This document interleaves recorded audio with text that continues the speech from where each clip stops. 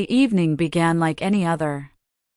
I stood in the kitchen, the soft glow of the overhead light reflecting off the countertop as I carefully dried the last of the dishes. The hum of the dishwasher blended with the steady murmur of the evening news playing in the living room. The space around me carried a familiar stillness, a quiet that had become second nature after 30 years of marriage to Richard. Adjusting the slightly askew dish towel hanging over my shoulder, I glanced absent-mindedly out the window. Night had fallen, and the streetlights cast their glow on swaying tree shadows in the gentle breeze. It was a picture of tranquility, and I was the painter, tracing familiar lines without thought. Then the phone rang, shattering the evening's rhythm. Richard's voice came through, brisk as always. "Martha, I'm bringing someone over for dinner. Be ready in 30 minutes. No explanation. No time for questions." The line went dead before I could respond. I stood there, phone still in hand, my mind racing with questions. Who could it be? He had never brought anyone home without warning before. A feeling of unease crept beneath the calm veneer I always worked to maintain. My heartbeat slowed, then quickened as I scanned the kitchen. Only 30 minutes.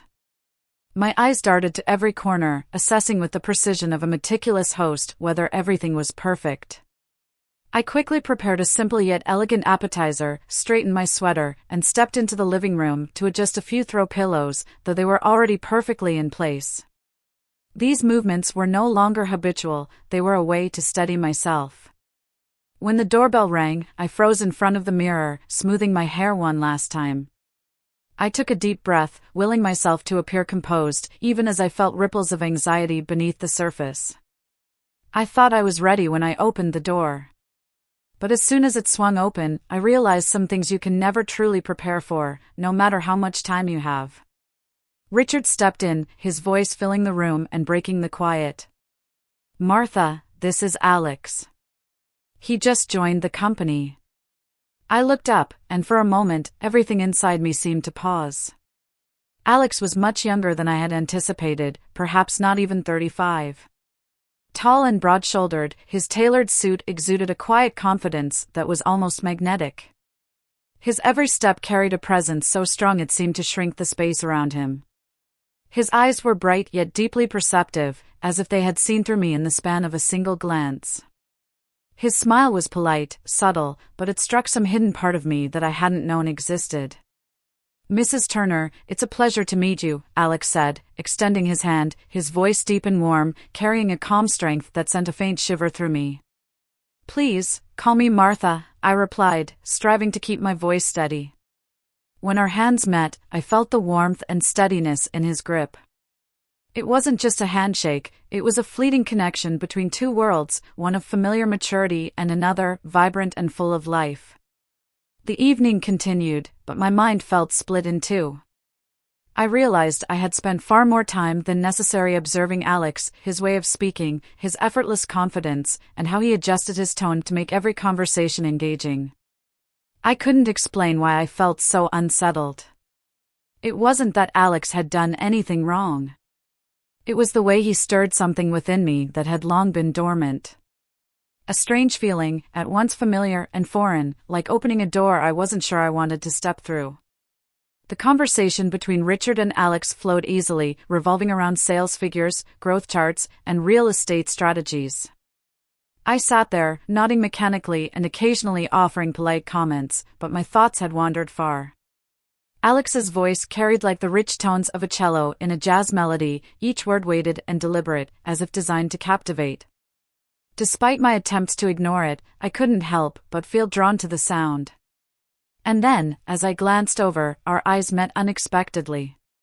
His gaze didn't linger long, just a fleeting moment, but it sent a chill down my spine. It wasn't a casual glance, it was deep, almost as if it carried a meaning I couldn't grasp. I quickly stood, using the excuse of pouring more coffee to escape the turmoil inside me. The warm coffee pot fit snugly in my hands, but inside, I felt a peculiar chill. When I returned and handed Alex's cup, his fingers brushed against mine, ever so briefly. "Thank you, Martha," he said, his voice as steady as before. The touch was fleeting, but it left a warmth I couldn't explain. A feeling that didn't belong to this moment, that shouldn't have existed, but was undeniably real.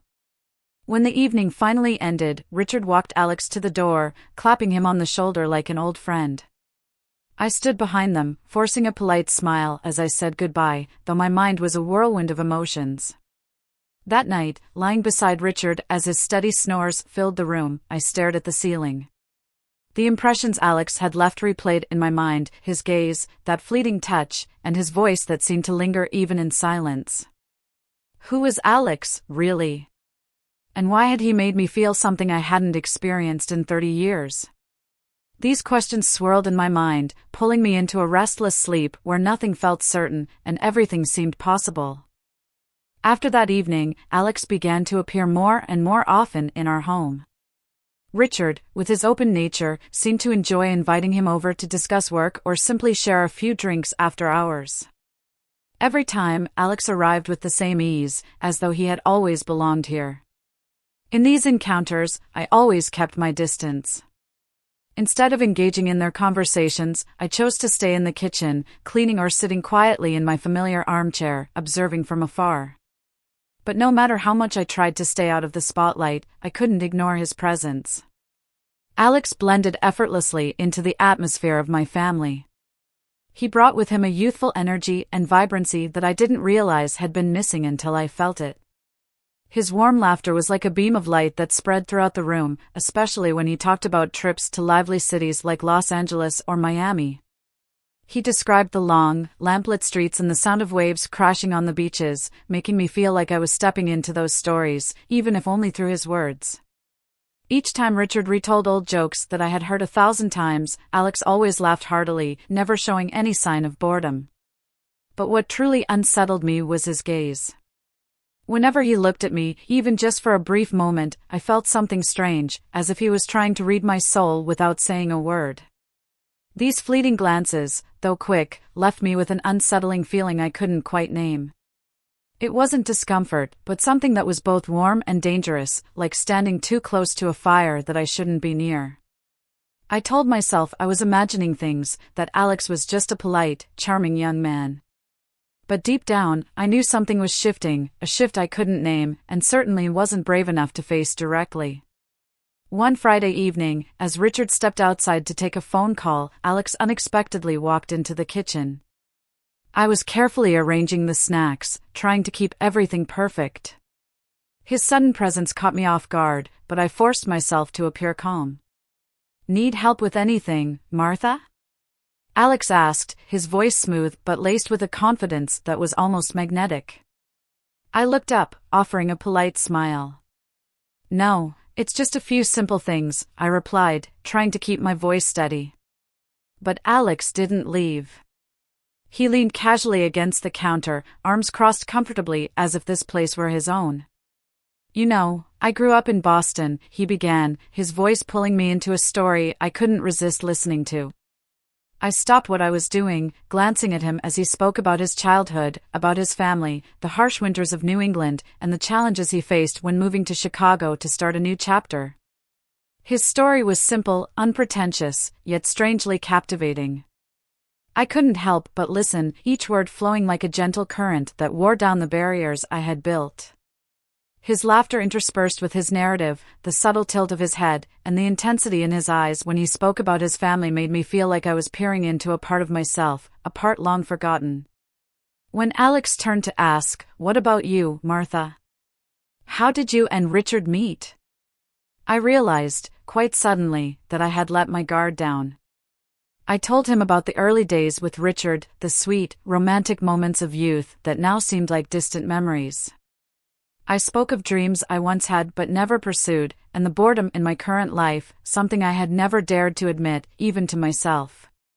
The words flowed naturally, as if Alex had touched on a deep place I had always kept hidden. When I stopped, a brief silence filled the space. Alex only smiled, a smile devoid of judgment or pressure, just simple understanding. In that moment, I didn't know whether to feel fear or gratitude for his presence. But I realized something: Alex wasn't just a guest in our home. He was slowly becoming a part of the tangled thoughts I could no longer control. The conversation between Alex and me ended when Richard's footsteps echoed in the hallway. That sound pulled me back into reality, like an alarm clock suddenly ringing in the middle of a dream. Alex smiled softly, neither hurried nor deliberately prolonging the moment. He left the kitchen, leaving me standing there, my hand still clutching the dish towel, as though holding on to something that could prevent me from falling into the depths of emotions that had just begun to awaken. His gaze left a mark. It wasn't the look of an ambitious young man or a curious glance. It was the gaze of someone who had truly seen me, who had looked beyond the roles of wife and housekeeper, and touched the deepest part of me, the part where I had forgotten I even existed. That night, lying beside Richard, I could feel his steady breathing. But instead of the usual comfort, I found myself pulled into the images that still lingered in my mind, Alex leaning against the counter, the soft light casting shadows on his faint smile and those deep, penetrating eyes. I tried to shake off the image, telling myself it was just exhaustion, that I was simply shaken by a small change in my routine. But the more I tried, the more clearly I realized that Alex's presence had stirred something within me that I couldn't name. Had I been living too long in this familiar loop, with the same dinners, the same dull conversations, and the quiet passing of days? Had I forgotten what it felt like to truly live, to be listened to, seen, and felt without any roles or responsibilities binding me? These questions repeated in my mind, like waves crashing against the shore, gradually washing away the fragile layers of peace I had desperately tried to hold on to. Tuesday morning began like any other. I sat in my familiar armchair in the living room, the faint sunlight filtering through the curtains and spilling across the magazine in my lap. I flipped through the pages absently, barely registering the content. Everything felt like just another part of my daily routine. Suddenly, my phone buzzed on the table. The screen lit up with Alex's name, and a flicker of surprise mixed with anticipation passed through me. "Hope Richard didn't drive you crazy with all those company stories last night." I chuckled softly, uncertain whether my smile came from the humor of his message or the strange warmth it stirred in me. Setting the magazine aside, I replied, "Not quite. But sometimes I think I could recite his stories by heart." Alex's response came almost immediately, as though he had been waiting. "Then you must be a real estate expert by now. Maybe you should take over his next presentation." I laughed again, this time more freely. Our messages bounced back and forth, starting with harmless jokes and small anecdotes about work and busy days. But gradually, a subtle intimacy began to weave through the words. Alex didn't just talk about work or superficial topics. He asked about my hobbies, the little details of life that Richard hadn't asked about in years. And for reasons I couldn't explain, I found it easy to open up to him. His messages quickly became the highlight of my days. Each time my phone buzzed, I couldn't help but hope it was him. I awaited Alex's words like a child waits for a gift, and when they came, they filled me with a warmth I couldn't quite define. While Richard went about his work, blissfully unaware of the messages exchanged under his roof, I began to ask myself, was I crossing a line? But each time the thought arose, I brushed it aside, convincing myself that it was all harmless. Yet deep down, I knew these messages weren't just casual conversations. They were something I clung to, a small but dangerously tempting escape from the monotony of my life. One evening in March, rain poured relentlessly, each drop pounding against the windows in an unending rhythm. The house felt quieter than usual. Richard had texted to say he'd be staying late at the office for an urgent meeting. I sat curled up on the sofa under a light blanket, listening to the rain as if it were a somber companion. The phone buzzed on the table, the screen casting a soft glow into the dim room. It was Alex. "Rain's pretty bad out there. Are you doing okay?" I stared at the message for a moment before replying. "I'm fine. Just a little bored." Not long after, another message appeared, a simple one, but one that made me pause. "I can come by if you need someone to talk to." My hand hovered over the screen, my heart pounding as if it understood the weight of the moment. Part of me urged caution, to decline his offer. But another part, the part one wasn't proud of, yearned to say yes. After a few seconds of internal battle, I silenced my better judgment and typed back. If you don't mind the rain, I'll make coffee. 20 minutes later, the doorbell rang. I opened the door to find Alex standing in the rain, a black umbrella shedding heavy droplets onto the porch. His warm smile seemed to cut through the cold, damp air. Good evening, Alex said, his eyes bright in the glow of the porch light. Come in, it's freezing out there, I replied, trying to keep my voice steady, though I couldn't quite hide the nervousness in my eyes. We sat in the living room, each holding a mug of hot coffee. The rain outside created a steady backdrop, punctuating our words like the score of an unscripted play. At first, our conversation was casual: weather, work, favorite movies. But as time passed, the atmosphere shifted, the room seeming smaller, the distance between us narrowing as if pulled by an invisible force. Alex's gaze deepened, no longer casual but intent. He looked at me as though trying to decipher every thought, every hidden feeling. My heartbeat quickened, but I couldn't look away. I didn't think the rain would make tonight feel this comfortable, Alex said, his voice low, almost a whisper. Yes, rain does have a way of creating something unique, I replied, my words betraying more than I intended. We continued talking, but each word felt weighted with an unspoken understanding. The rain fell steadily, and in the quiet intimacy of the living room, I realized something had irrevocably changed. When Alex finally stood to leave, the soft light from the table lamp cast his face in shadow, highlighting an expression that seemed torn between hesitation and determination. He lingered, his eyes meeting mine one last time before speaking. Martha, I need to say something. Alex's voice was steady but carried an undertone of vulnerability, as though each word was carefully chosen. His words hung in the air, thickening the silence between us. My heart pounded as the world around us seemed to dissolve, leaving only him and me. I stepped forward, each movement feeling compelled by an invisible force. I wasn't sure what I was doing, but every step felt inevitable. As the space between us narrowed to mere inches, I saw the conflict in Alex's eyes, a mixture of confusion, longing, and inner turmoil. He leaned down, and his lips brushed lightly against mine. The kiss was brief, like a spark igniting for only a moment, but it was enough to set fire to every bit of reason I had tried to hold on to. I felt warmth, tenderness, and something unyielding in that fleeting connection. When we pulled apart, the world around us seemed to return, but the charged atmosphere lingered. I looked into Alex's eyes, seeing the same mixture of shock and conflict I felt within myself. His expression mirrored the battle between what was right and what the heart desperately wanted. I'm sorry. I shouldn't have, Alex began, his voice hoarse, though his gaze stayed fixed on me. I shook my head, not to deny his words, but to stifle the storm of emotions rising inside me.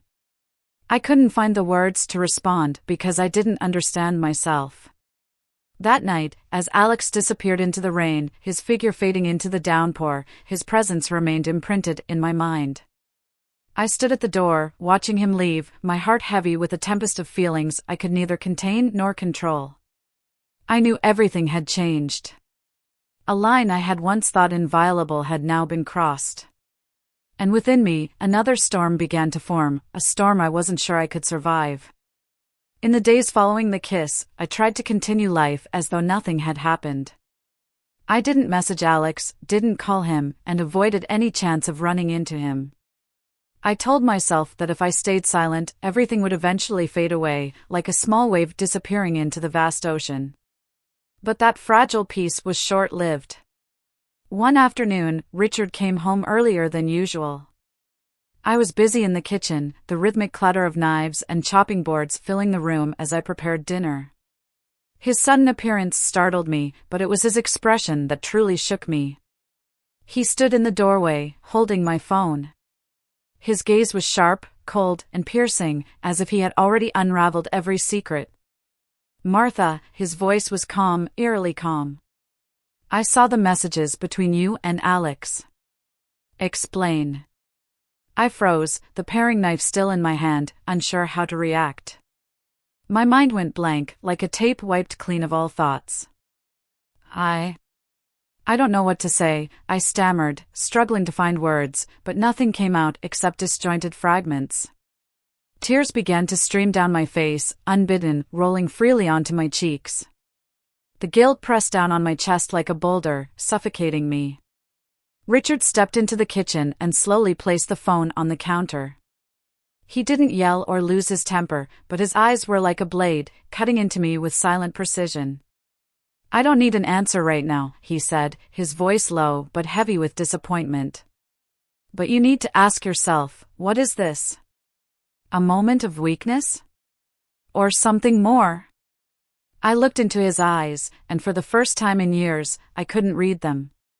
They weren't filled with fiery anger, but with a quiet, profound pain that was far worse than any accusation. Richard, I started, but I couldn't finish. Any excuse I could conjure up would have been meaningless against the truth. I had betrayed his trust. Richard sighed deeply, turning to leave the kitchen. His footsteps echoed through the silent house, leaving me standing there, tears streaming, my heart heavy with regret. I didn't know what to do next, but I knew that what we had was fractured beyond repair. A few days later, Richard informed me that he had invited Alex over for dinner. The news hit me like a cold gust of wind, freezing me in place in the kitchen. I didn't dare ask him why, but I had a foreboding sense that nothing good would come of it. When Alex arrived, he maintained his usual polite demeanor, but there was a flicker of unease in his eyes. The tension in the air was palpable, like a thick fog enveloping all of us. I tried to appear normal, setting the table and keeping my tone calm, but every movement felt weighed down by the invisible pressure. Dinner began, but the conversation was almost non-existent. Richard focused intently on his plate, while Alex occasionally glanced at me before returning his attention to his fork and knife. I, sitting between them, felt as though I was perched atop a ticking time bomb, waiting for it to explode. Finally, Richard broke the silence. He set his wine glass down with a deliberate thud that reverberated across the table. Alex, he began, his voice low but icy. Is there something you want to tell me? Alex's head snapped up, his eyes darting between me and Richard. I'm not sure what you're referring to. Richard gave a dry, humorless laugh. He leaned back in his chair, his gaze cutting and unrelenting. Let me help you out. I know about the messages between you and my wife. And I want to know, what's your next move? His words sliced through the air like a knife, freezing everything in its wake. I lowered my head, unable to meet anyone's eyes, the weight of guilt crushing me. Across the table, Alex fidgeted, his hands gripping the napkin tightly as if seeking something to anchor himself. I have no intentions, Alex said finally, his voice quiet but firm. I'm sorry. I crossed a line. Richard stood abruptly, his gaze shifting from Alex to me. He wasn't angry, at least, not outwardly, but the disappointment etched into his face was far more painful than any outburst could have been. Martha, he said, his voice calm but resolute. You need to choose. This is the moment for us to decide everything. I lifted my head to meet Richard's eyes. They held a mixture of love, hurt, and a fragile sliver of hope. My chest tightened, knowing that everything now hinged on what I would say. But I wasn't sure if I was ready to face myself or the truth. After Alex left, the house sank into a heavy silence. Richard and I sat across from each other in the living room, the physical distance between us feeling like an insurmountable chasm. The dim light cast shadows on his face, highlighting lines I had never noticed before, the marks of time and now, the pain I had inflicted. I want us to talk, Richard said finally, his voice rough and heavy, as though each word carried a weight too great to bear. I still love you, Martha. But I can't live in a marriage with betrayal, even if it's only emotional. I could hear the sincerity in his voice, but it also carried an unspoken ultimatum. I opened my mouth to respond, but the words caught in my throat. Richard stared at me, his gaze no longer filled with anger but with profound disappointment and hurt. I don't need your answer right now, he said, each word deliberate and heavy. But you need to ask yourself, what do you want? And do you still want us? I lowered my head, unable to meet his eyes. I didn't know what I wanted, and that realization terrified me more than anything else. Richard stood, placing a hand gently on my shoulder. "I'll wait for your answer, but you need to be honest with yourself," he said before walking out of the room, leaving me alone in the oppressive quiet. I didn't sleep that night. Lying in bed, Richard's gaze haunted my thoughts, replaying in my mind like a slow-motion film. But alongside it, Alex's image lingered too, carrying with it feelings I couldn't fully understand or admit to. I couldn't stop thinking about how Alex made me feel seen, cared for, alive in a way I hadn't felt in years. Yet, I couldn't ignore the pain in Richard's eyes, the man who had stood by me for 30 years, the man who still loved me despite my betrayal. I knew that whatever decision I made would have irreversible consequences. But what scared me most was facing the truth. I hadn't just betrayed Richard, I had betrayed myself. The next morning, I woke up with swollen eyes after a sleepless night. The house was quiet, yet the heaviness lingered, like an invisible veil draped over everything. Richard had risen before me and was sitting at the kitchen table, a steaming cup of coffee in his hand. Pale sunlight filtered through the window, casting a gentle glow over him, but it wasn't enough to erase the shadows on his face. I stepped into the kitchen, my heart weighed down by guilt but fueled by a newfound resolve. I couldn't keep running from this. I had to face him, face myself, and confront everything that had happened. "Richard," I began, my voice trembling, but I forced myself to go on. "I was wrong. I let my emotions go too far, and I hurt you and our marriage. But you're the one I choose. If you're willing to forgive, I want to fix this. I want to fix us." Richard didn't respond right away. He looked at me, his eyes filled with pain and deep contemplation. Time seemed to stand still, and I could almost hear the pounding of my own heartbeat echoing in the silence. Finally, he reached out and took my hand. "I've always loved you, Martha," he said, his voice rough with emotion. "But to rebuild from this, we have to start from nothing. Are you ready for that?" I didn't speak, words felt unnecessary. I simply nodded as tears began to flow, streaking down my cheeks.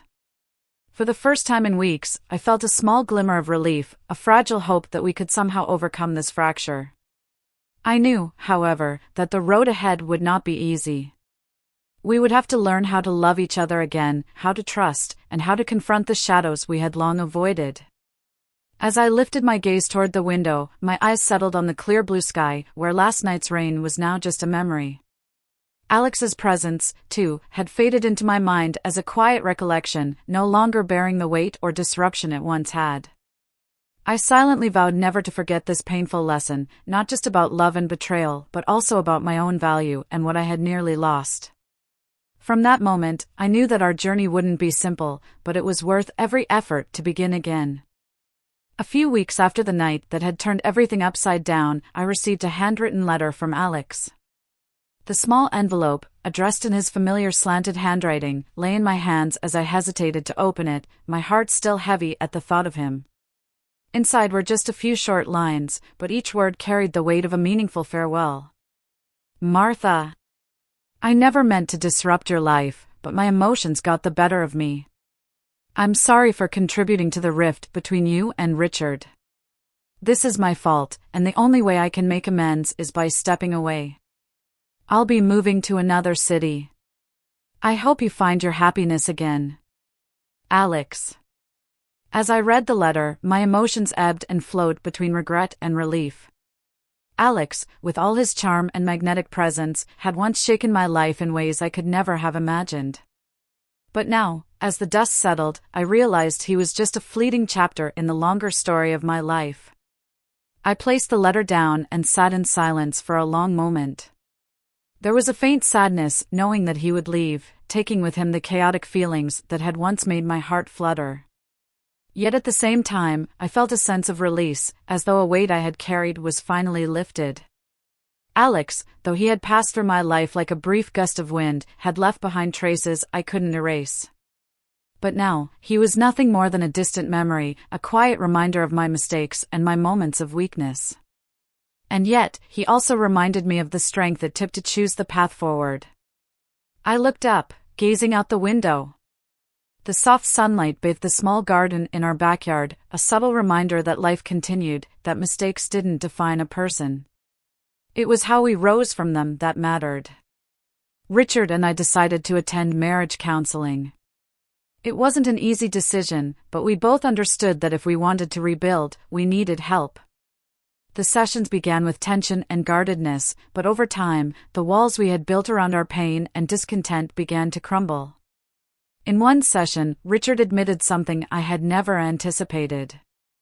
"I've felt discontent too, Martha," he said, his voice low but weighted with emotion. But instead of saying anything, I buried myself in work, thinking that as long as I kept everything stable, we'd be happy. I was stunned. It was the first time he had spoken so openly about his feelings. His eyes were filled with regret, but also a glimmer of hope. "I didn't realize how lonely you were," he continued. "I thought everything was fine as long as we weren't fighting. But now I see that silence wasn't the solution." I nodded, feeling the weight of his words. "I was wrong too," I admitted, my voice trembling. "I didn't tell you how I felt. I kept it all inside until I looked for attention elsewhere." The honesty in those moments stung like a raw wound, but I knew I had to own my mistakes if we were to move forward. Through each counseling session, we slowly learned how to communicate, to share our thoughts without fear of judgment. We didn't just talk about the pain, we revisited the joyful moments we had once shared. Those memories became the glue that reminded us that our love hadn't disappeared, it had simply been buried beneath years of routine and neglect. Our counselor taught us how to listen to each other genuinely, how to accept our differences without trying to change one another. Each session was a small step on a long journey, but we were both committed to walking it together. The road ahead was far from smooth, but for the first time in months, I felt like we were moving forward, slowly, but steadily. Richard was no longer the silent, distant man I had grown accustomed to. He became a husband willing to fight for our marriage, and I, in turn, stopped hiding behind illusions and resolved to rebuild what I had damaged. Marriage counseling wasn't a miracle cure, but it was a guiding light. It showed us that no relationship could thrive without effort, and that true love wasn't about being flawless, but about overcoming flaws together. After our counseling sessions, Richard began to change in ways I hadn't expected. He didn't make grand gestures or offer flowery promises. Instead, he showed his love through small, meaningful acts. One Saturday morning, I woke up to find a bouquet of daisies on the dining table, the kind I had loved but hadn't received in years. "I thought you might like them," Richard said when he saw my surprised expression. His shy smile warmed my heart. Another time, while I was cooking dinner, he walked into the kitchen, gently placed his hand on my shoulder, and said, "Thank you, Martha. I know you've done so much." Those simple words, long forgotten in the rhythms of our life, held a power I hadn't realized I needed. He took time to sit with me on the sofa, rewatching old movies we had loved in our youth. The films were no longer fresh, but the way he laughed and occasionally glanced at me, as if checking to see if I was happy, made me feel more loved than ever. For my part, I didn't just welcome his changes, I worked on myself too. I began to take care of myself, not to please anyone, but to regain the confidence I had lost. I learned to love Richard in the ways he needed, not just through actions but also through words, things I had once kept locked inside. We didn't try to recreate the past, knowing that chasing what we once had would only lead us astray. Instead, we chose to build something new, a better version of ourselves. It wasn't perfect, but it was honest. The genuine smiles, shared stories, and gentle touches became the foundation of our renewed relationship. It wasn't a return to what we had, but a new beginning, one rooted in understanding, effort, and, above all, unconditional love. I knew the path ahead wouldn't be easy, but seeing Richard pour his heart into even the smallest acts of reconciliation reassured me that we were heading in the right direction.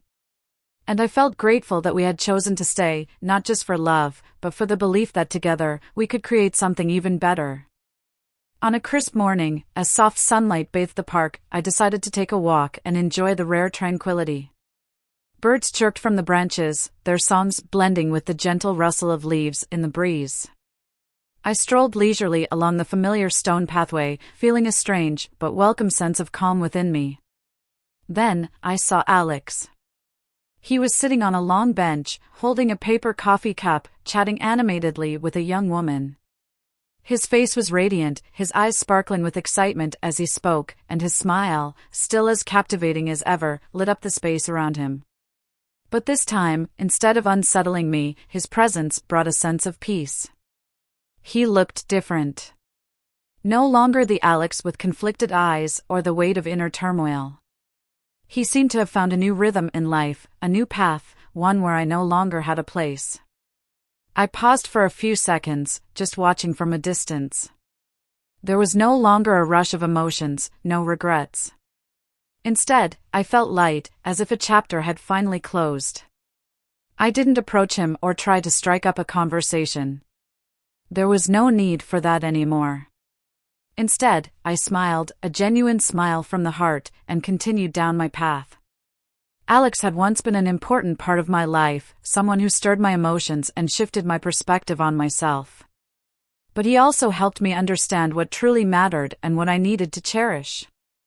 Now, I was ready to let go of that chapter, to move forward with a heart that had found peace and learned how to love, not just others, but also myself. One quiet evening, the soft glow from the dining table lamp cast a warm light over the room. Richard and I sat across from each other. Dinner was nearly finished, but neither of us was in a rush to leave. The old wooden table, witness to countless shared meals, now seemed to hold the weight of our journey, a journey filled with turbulence, but also hope. Richard reached across the table and gently took my hand. His palm was warm, offering a comfort I hadn't felt in years. He looked at me, his eyes no longer weary or filled with disappointment. Instead, they held a softness, a sincerity, and something I couldn't quite put into words, perhaps trust. "Thank you for staying," he said, his deep voice carrying the weight of a statement, not a question. I squeezed his hand gently, tears welling up, not out of pain or regret this time, but out of gratitude. "Thank you for giving me a chance," I replied, my voice trembling but laden with emotion. We sat there in silence, simply feeling each other's presence. It was as though the cracks of the past were being slowly mended by patience and love. This journey had not been easy, and we both knew more challenges lay ahead. But at that moment, I felt certain that we had found our way back to each other. Our love was no longer driven by fleeting passion or romantic ideals. It had matured into a bond of commitment, patience, and the willingness to forgive. I learned that real love isn't about being flawless, it's about how we face flaws together. It isn't perfection, it's the resolve to try again, to keep working for one another. As I looked into Richard's eyes, I realized that we hadn't just found each other again, we had discovered a new version of our love, stronger, more honest, and more deserving than ever before. I gazed out the window as the setting sun painted the peaceful neighborhood in hues of gold. The final rays of daylight created a breathtakingly vivid scene, as if to remind me that life moves on, that even as day fades, the light remains to guide us. A cool breeze wafted through the open window, carrying the familiar scent of grass and trees. I took a deep breath, feeling lighter than I had in a long time. Life hadn't always been easy, but I was grateful I had chosen to stay, to face the difficulties and rebuild. The shadows in my heart, the wounds that had once shaken me, would always be a part of my memories. But they no longer weighed me down or filled me with fear. Instead, I saw them as lessons, fragments that shaped who I had become. In the new light of dusk, I didn't just see hope and love, I saw myself. A version of me that was stronger, more resilient, and braver. I knew that whatever the journey ahead held, I wouldn't lose my way again, for I had learned to value what truly mattered. And in that moment, I smiled, feeling a sense of peace I hadn't known in a long, long time. Time passed faster than I had expected. A year had gone by since the day everything changed. Richard and I had been rebuilding our relationship, piece by piece, like piecing together a shattered puzzle. We were no longer the perfect couple we had been in the early days of our marriage, but now we both understood that perfection was a myth. Instead, we chose to cherish honesty and daily effort. One peaceful morning, with sunlight streaming gently across the porch, Richard and I sat together, savoring cups of coffee. The aroma of the coffee mingled with the crisp, fresh air, creating a moment I wanted to hold on to forever. Richard reached for my hand, his palm warm and comforting in a way that brought an unfamiliar sense of serenity. "Martha," he said, his voice low but filled with emotion, "I never thought we could be stronger after everything. Thank you for not giving up." I looked at him, my eyes brimming with love and gratitude. "And thank you," I replied softly, "for choosing forgiveness." We sat there in quiet companionship, no words needed. Everything we wanted to say had already been expressed through our gestures, our glances, and the efforts we had made throughout the past year. Rebuilding our marriage had been a long journey, but I also realized that to truly mend it, I needed to learn to love myself again. I began rediscovering the passions and interests I had long neglected.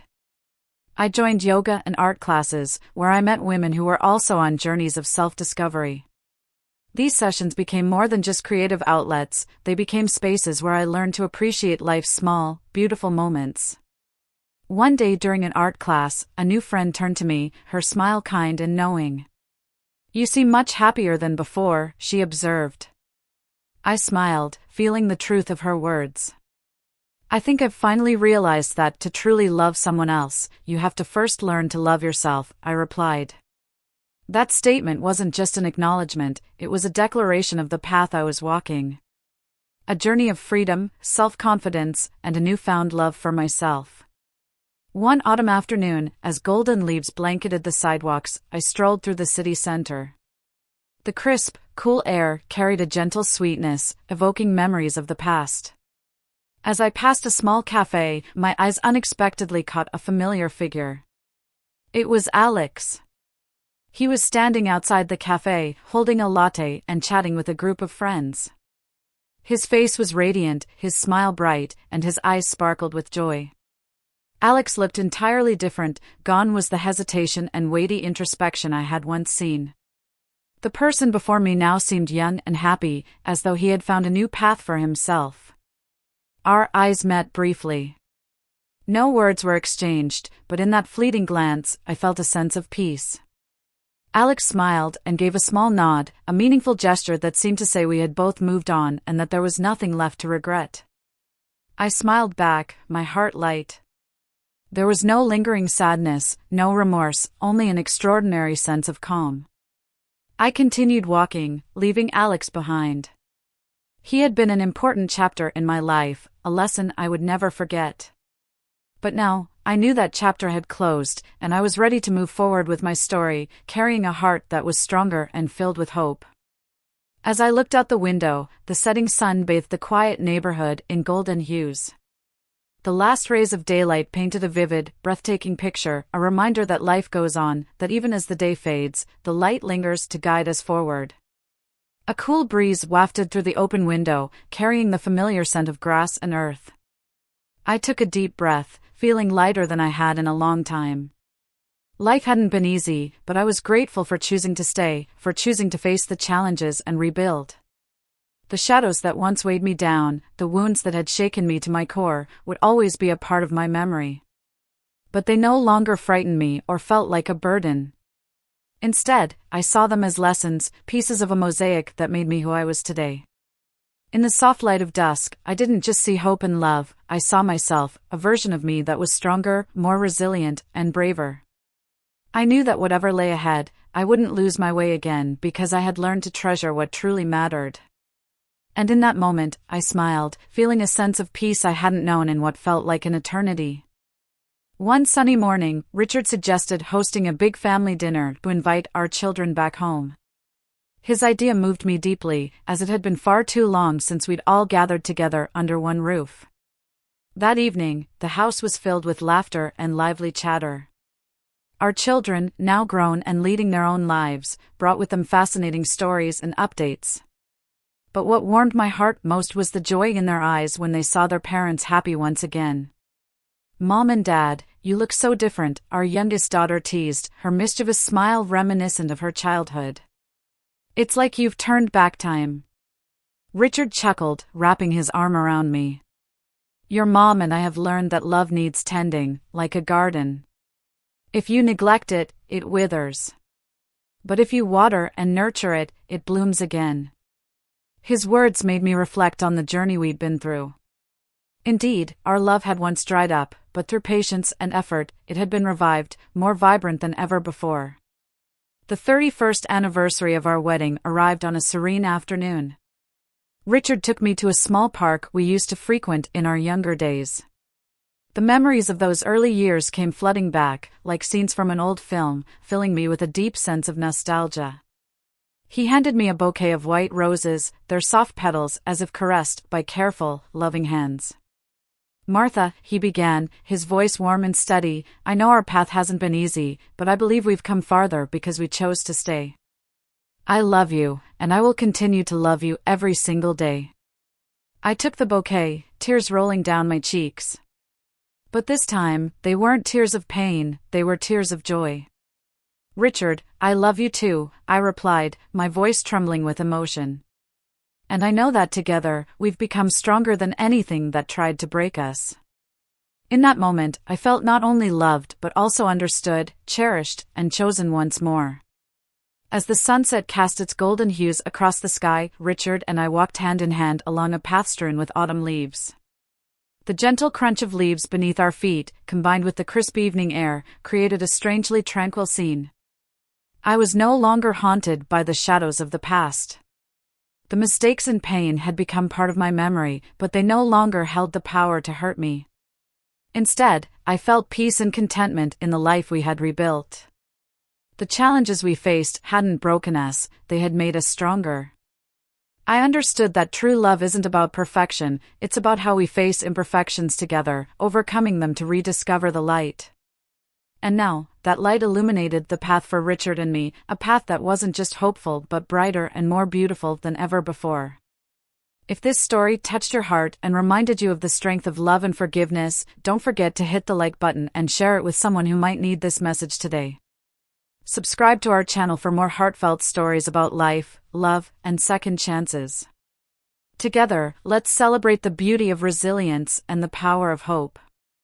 Thank you for your support.